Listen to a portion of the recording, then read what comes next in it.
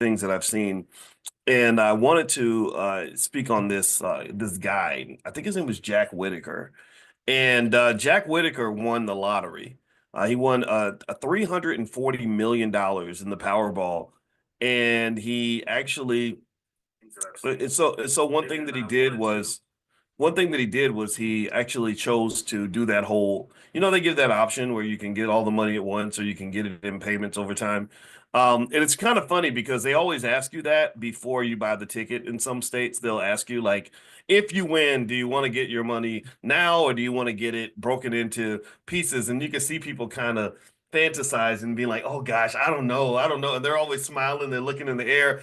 And I said, oh man, they are just playing with people's heads because what they're doing is they're creating this sort of anticipatory dopamine injection that's going to make you want to buy the ticket because when they ask you a question like that, about fake money, money that doesn't actually exist, it feels real. The brain, my wife, as a therapist, she's an expert in the subconscious mind and all that. And what she's has always told me is that the mind doesn't know the difference between real and make believe. Like the mind, if you fantasize about something, there's a part of your mind that really feels like it's real. That's why, for example, if somebody had a traumatic experience as a kid, and you say, imagine that experience. Tell us what happened when this terrible thing happened to you.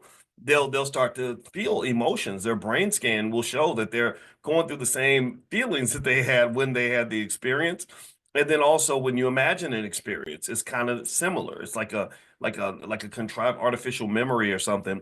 So anyway, so the lottery is kind of fascinating in terms of how they really unfortunately some would say that they kind of exploit the poor a little bit by basically making them think that their lives are going to change because they're gonna win this thing that 99.99999999999999999% of them will never win, right? Like most of us in here ain't gonna win no Powerball. We know that, right? So anyway, let me see what cities you're from. I see Maurice Alexander from Washington, Fort Washington, Maryland.